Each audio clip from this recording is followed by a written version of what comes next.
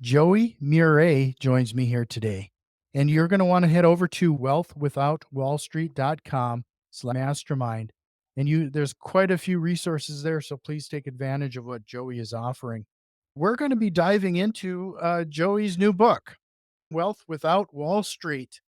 And you can pick that up at all of your favorite book retailers. Really appreciate your time, Joey, as we dive into this book here today.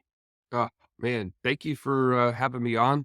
Always good to be with like-minded people and sharing just, freedom messages. That's what I'm all about. So let's start off with the book. Can you walk us through the core philosophy behind Wealth with Wall Street and what inspired you to write this book?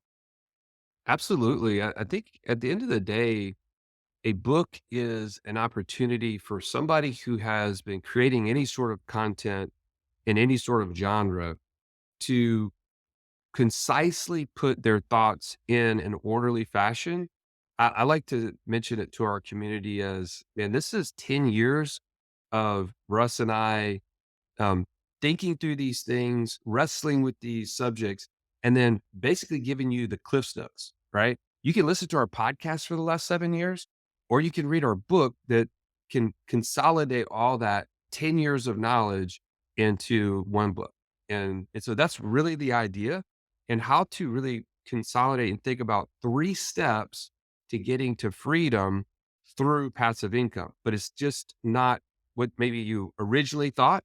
There's actually some really kind of interesting aspects of how to create your goal, have a plan, and then create the support around it to get to your goal. So, could you spend a little time talking about those key principles and how they differ from what traditional investment strategy type books would offer? 100%. Yeah. The number one thing I would say is that in the name Wealth Without Wall Street, it absolutely requires you to be the steward of your own wealth. Okay. Wall Street has a mindset that says, hey, you're not smart enough. You can't manage your own money. You need to just give it to me because I have these credentials. I have these licenses. I have this particular degree, maybe, that says I can manage your money better than you. And you need to abdicate that to me. Well, that's the biggest lie that's ever been told to us. And there's nothing else in your life that works that way. And so when you actually do wake up to the fact that you are the one that's best suited to manage your own money, to steward your own money as God has provided it to you, the resources He's given you, then you absolutely need a goal, a plan, and support.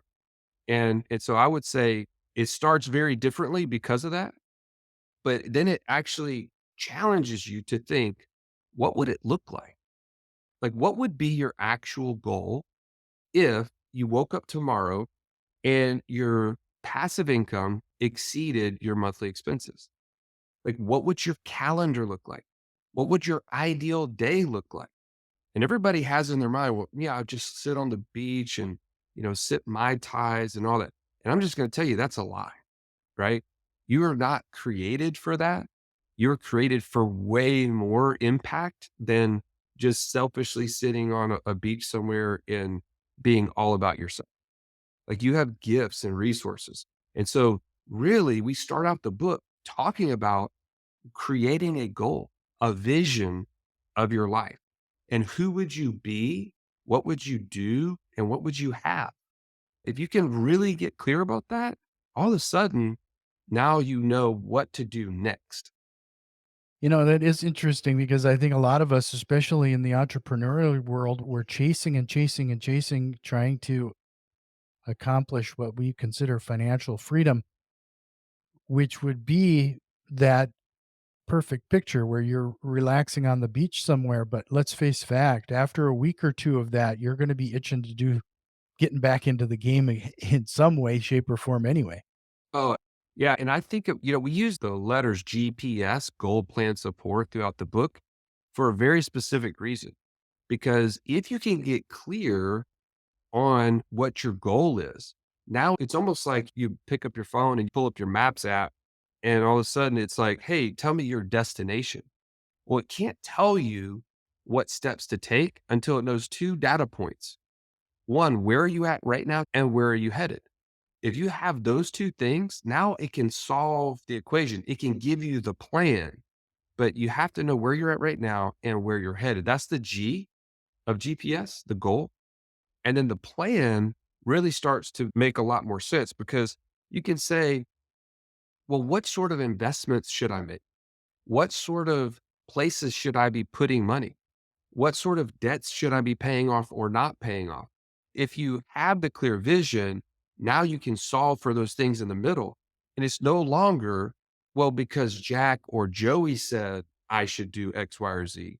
It's because this decision supports the next step in my journey. I'll give you an example, Jack, just to kind of to make this more practical. When someone in our world, they've read our book and they say, man, I want financial freedom today. My kids are 10 and 12, and I can see that I'm getting pulled further and further away from being a part of their lives. Their activities are taken over, and I'm busy, they're busy. We're not getting quality time. I'm not getting to invest in my children's lives. Well, they say, I want to have more freedom over my calendar, over my day, instead of someone else dictating that to me.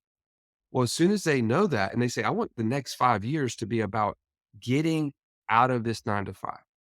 Well, if you have a kid that's 10 or 12, likely you're in your 30s or 40s and you've got a 20 to 30-year time frame before you'd ever be able to touch that money. So it immediately goes against what you're trying to accomplish to put money in a 401k, despite the either ROI on that investment or lack thereof, despite the tax benefits that people claim that you get by deferring it, deferring those dollars going into it. No matter what, you immediately know this is a bad move if I want to have access and freedom from my job in the next 5 years. So it's things like that, Jack, that we point out in the book that as soon as you can kind of say where you're at today and where you're going, all of a sudden financial decisions are really easy to make and you don't have to get caught up in all the noise of the financial gurus out there telling you what to do, even if it doesn't apply. You know, and maybe this word is overused or maybe I'm pushing it, but I almost feel like there's an indoctrination associated with the current way we invest as a society.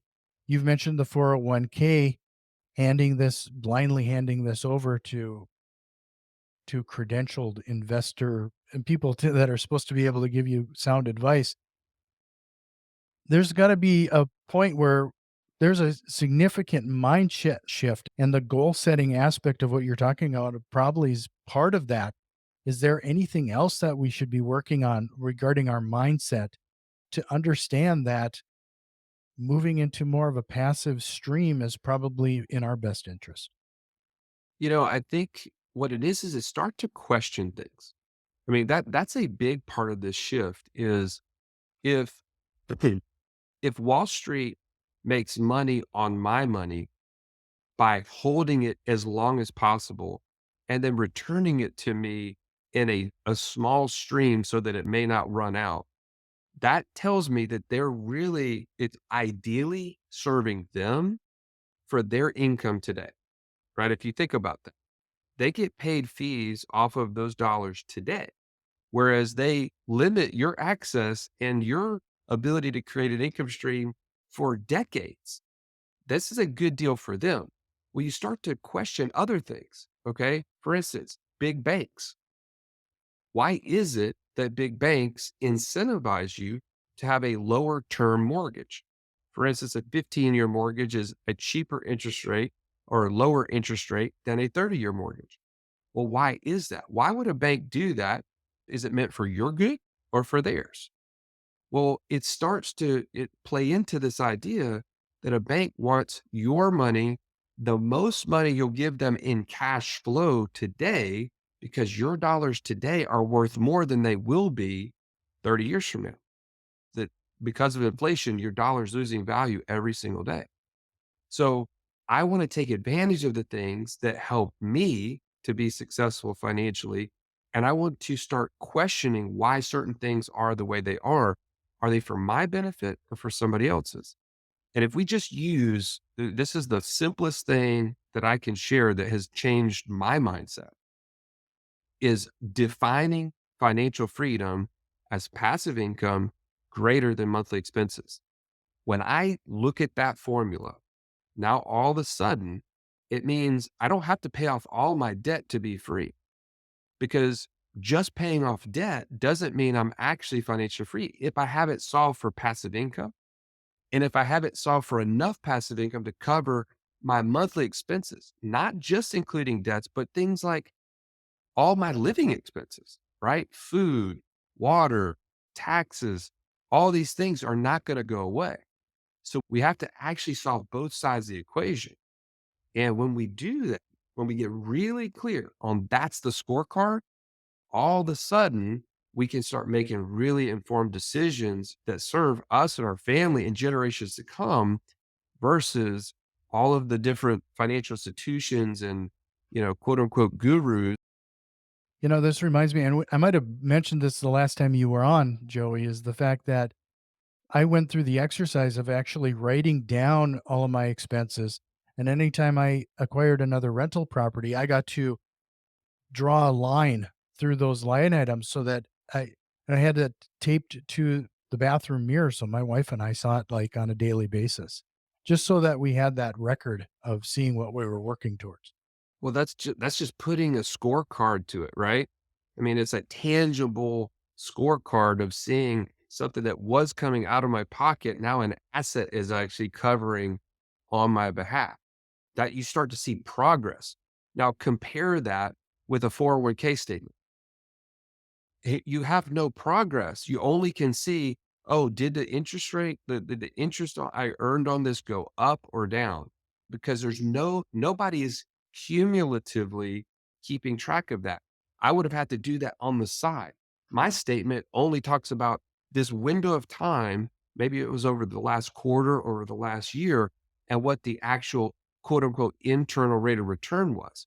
But it didn't count how much money I was putting into it and how much money it was actually earning. It was like this jumbled mess that's confusing at best.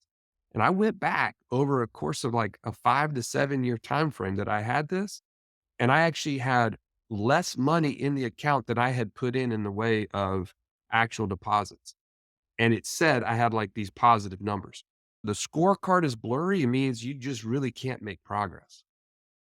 Yeah, when I looked at mine, it looked like the only person making money at the situation was the financial advisor.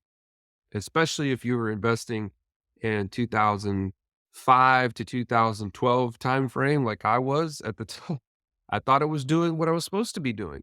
And all of a sudden, wait a minute, this isn't really working out the way that I was told or the way that I anticipated it would. I know that infinite banking was one of those pieces that was a part of your journey. Can you talk a little bit about how important that was and how you incorporated it? Absolutely. I think this was really one of the things that led to what we just talked about is questioning things.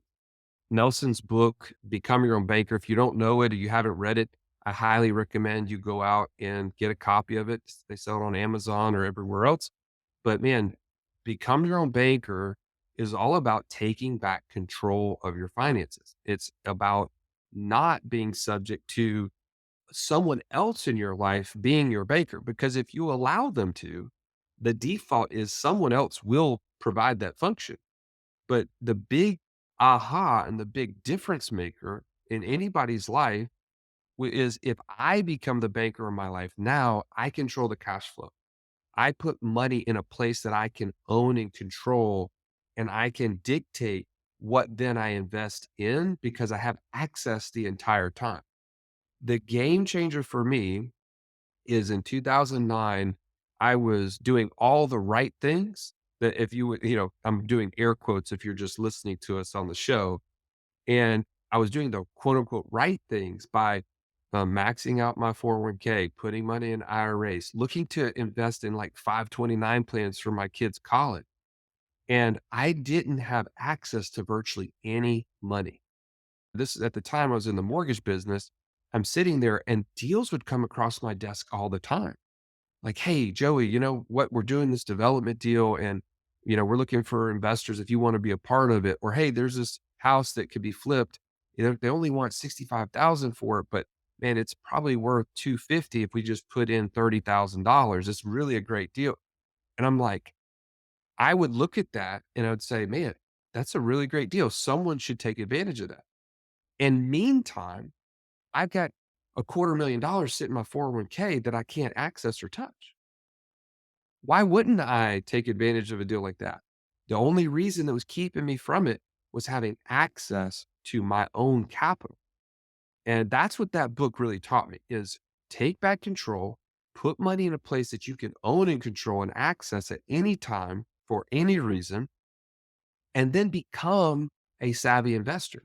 Become someone who stewards their money well and looks for opportunities that line up with who they are as an investor, and then start to make that progress towards financial freedom. That to me was the linchpin that really took me from this like confusion, this place of like, hey, I know I'm doing good things or right things, but they really don't feel like they're getting me anywhere and they're certainly not creating freedom today, to all of a sudden my world was opened up and I started to see things totally different. And that's led to now, I mean, that was 2010 when I started into this whole world of infinite banking, to leaving my job in 2014 to teach others. And now our podcast has been running for 7 years and our business is now almost 10 years old, that we've created over 50,000 a month in passive income between my business partner and I, all because of, I think, that foundational element of becoming your own banker. Just to remind everybody, it is wealthwithoutwallstreet.com/REI mastermind. Take advantage of what Joey is offering there. Take all of the free resources and grab his book, Wealth Without Wall Street. I'm going to have clickable links in the show notes. Joey, can you share some success stories? I mean, you probably have quite a few here now of people that have applied some of these wealth concepts to their own investing and what their outcomes have been. Absolutely. So I know most of the people that listen to your show are in the real estate investing world, right? They're at some level or another. Maybe they've just bought their first flip or their first rental or short-term rental, or whatever the case may be, whatever your avenue of building your wealth in the real estate world is. But I'll share with you just kind of a couple of different people that are in our world now. For instance, we have a mastermind we call the Passive Income Mastermind. And in that mastermind, we have people who've been very successful in the real estate world. Guys like Scott Myers, who is the leader in the self storage space, in my opinion. We call him the OG because he's been doing this for like 25 years and he's very successfully grown a portfolio and helped even other self storage people in their world to grow their own portfolios, other operators, if you will. And when he started to engage with us in that mastermind, he's pointed out several things. Not the least of which is how he's now looking at creating more value in his deals by having this infinite banking as a part of each one of his projects, where he is the actual key person on each one of those things. He wants to make sure his investors are made whole. If something ever happened to him, that he were to die, that they would be made whole. But we're now looking at ways, could we incorporate the infinite banking concept into those deals to make it even a bigger generational wealth play for him and he's got 3 kids. And man, this is just a game changer for him. Not to mention the other connections he's made in the mastermind. He's like, this is 10x, 12x the ROI of being a part of a group like this. So his ways of thinking has changed and the ways in which he's put together deals has changed. He's added essentially an accelerator to what was already a good thing. And that's my takeaway to the people that are in the real estate world is, man, you're already doing great things. Like you've already in the top 5% of the world as going out on your own, building a portfolio, taking risks to start that first deal or to build a portfolio of a dozen or more homes or multifamily commercial real estate, whatever it may be. But man, what are the opportunities to take it to the next level? And part of that is just getting your mindset right, like what we've been talking about already, and adding things like an accelerate, the infinite banking. We actually talk about it. One of the resources that you can use on our website is the passive income operating system. We call it the PIUS. And when you implement this, you actually take your cash flows from how you pay yourself, and you have this very clear automated system that actually will pay your bills and then keep anything extra and keep it on the right side of the equation. When I say the right side, that's your wealth building side.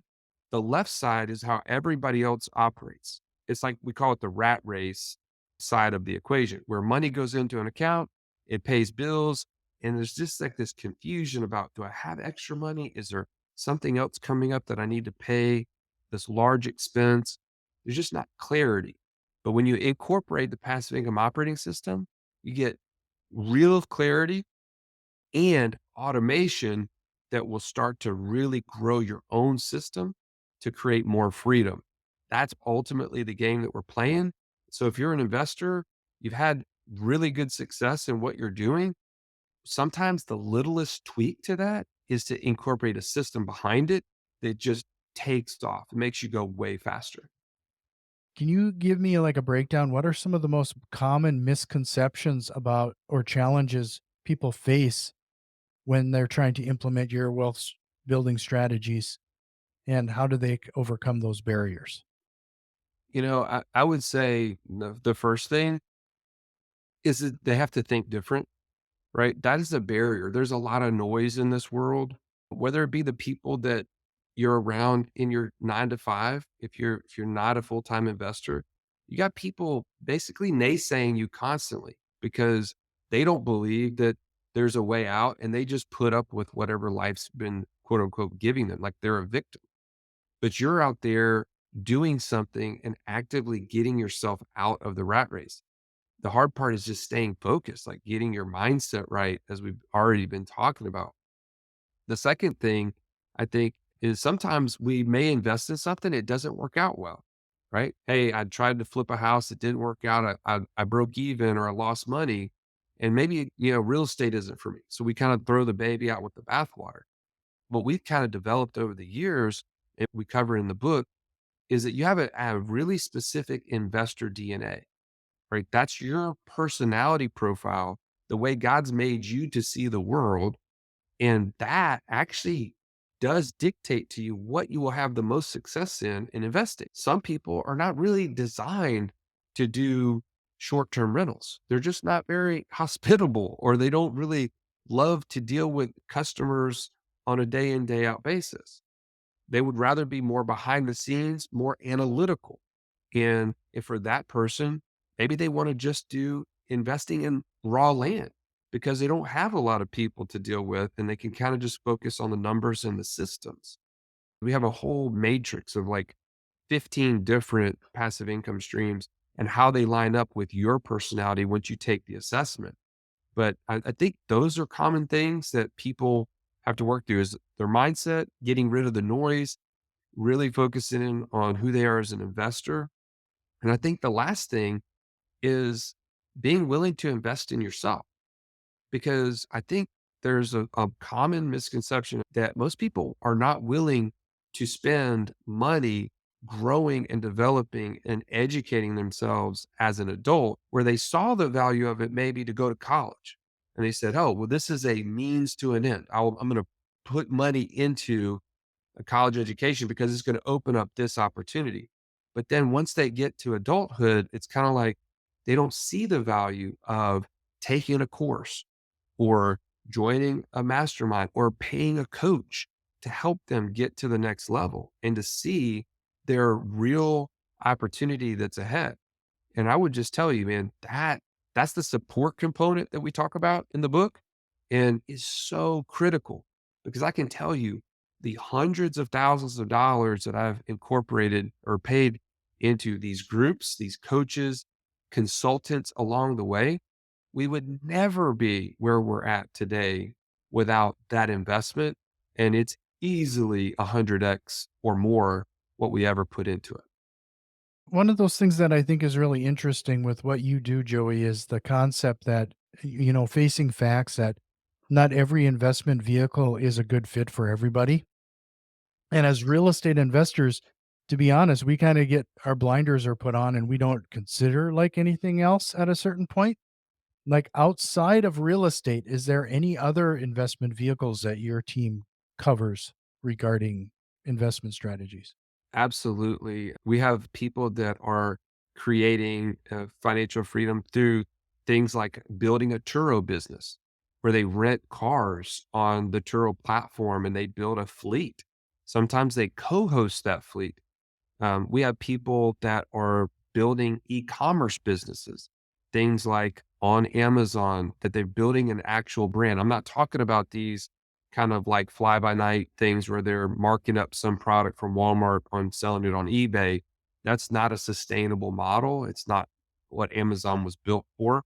So we're talking about actually building a brand of people in our world, in our community have built, and one guy in particular, over $10 million brand in just a few years, implementing these strategy, investing in coaching and getting somebody to help them from the ground up. Those are real opportunities. Right now, we actually have people in our community who are building vending machine businesses, routes of vending machines that are powered with AI technology. When you just tap your phone on the outside of the fridge, it opens up and you can grab whatever you want out of the vending machine and it literally tracks whatever you take and it charges your card. The technology in these are so much further along than we even understand. And it allows you to be very hands off because now from my app, I can look and see what the inventory is at all of my different vending machines. And I know I don't have to go out today and check them because I know what's actually in stock and what needs to be refilled. And I even could take advantage of today's kind of gig economy where I could go out to Craigslist and say, "Hey, I'd like to hire somebody to just run, products to my vending machines and build a relationship with somebody that's, used to getting $5 for running an order from Arby's to someone's house through DoorDash, and they could become my inventory specialist, and I can be 100% hands off once I get these things in place. There's way more than that. Just off the top of my head, those are three that I think people don't even consider. And man, there's so much opportunity that we need to learn and we need to be. You've mentioned coaching and masterminds and a few things throughout this episode. What do you tell people who have a hard time seeing that type of thing as an investment instead of an expense? If there are people who are already at the top of their game, think about any professional golfer. Think about any professional in baseball or otherwise. All these people have coaches, and it may be people that are specifically helping them with their health. So they're at their tip top shape and their longevity, perform at the highest level for as long as possible. If people like that are willing to pay whatever it costs them to have that unique, specific person investing in them and helping them to get to the next level, then you and I have a ton to learn about all of the different things it takes to be successful in an investing business. I mean, let's face it, many of you learned maybe how to flip a house because you're good at construction, or maybe you got into this because you were in retail real estate as an agent and you knew how to like do sales, but maybe you don't know what in the world it takes to scale an actual business. Well, there are people that you can hire for that one specific, you know, opportunity in your business to take it from just you and a VA maybe to a big team that now helping run it without you. That is how you start to actually see freedom within your own business. Because I'll tell you, there's a lot of people that start out in the real estate investing game for the purpose of freedom. They may have less time constraints, like where they're not having to clock in, clock out at a job.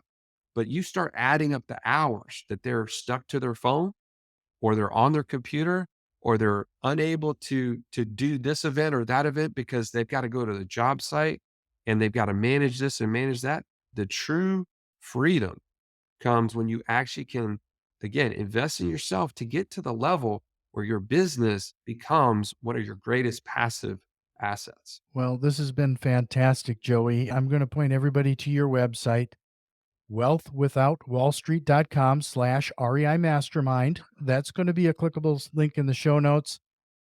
But I do close out this show with a list of rapid fire questions. Are you ready for Bro, I'm born ready. Let's go. them? Well, first of all, you've probably worked with quite a few real estate investors. What lie do we tell ourselves? I think the biggest lie is that you cap your possibilities because you think, oh, well, this is all I've ever done or this is all I can do. But man, there's always more that you can do, just like we were just talking about. Outside of your book, Wealth Without Wall Street, what book do you recommend everybody checking out? Oh man, you took my recommendation away from me. Um, no, I loved actually. I just read Alex Hormozzi's $100 million sales, and I think that is a super. No matter what realm of business that you're in, there's something in there applicable to helping you make your offer the most attractive that it can be. If you could go back in time and give your younger self a piece of advice, what would it be? I think it would be to go ahead and immediately question all the things that are happening around you and not just kind of assume that everything is for your benefit. It kind of, in light of what we already talked about up front, is man, you have to kind of blaze your own trail. There's not somebody who has this already figured out for you. You have to actually do the work and break away from the average status quo. And what single strategy, process, or tool have you implemented that has had the biggest time saving impact to your business? I'll just throw this out. It's been super valuable to our business is a tool called Culture Index. It is a personality profile tool that helps us to hire the right talent to help us make sure our talent is in the right location with the right skill set. And I can tell you just as somebody who's naturally just like kind of trusted their gut, like, hey, I really like this person. I'm going to hire him for this role. Man, it has really saved us a lot of money and a lot of time to focus only on the ones that are really uniquely gifted for each role. And so anyways, I think it's a great tool for people that are scaling their business. One last time, wealthwithoutwallstreet.com. Man, always a pleasure to be with you, Jack. I know that you're bringing amazing value to the real estate investing community, and I'm just really honored that, you'd have me back. Anytime.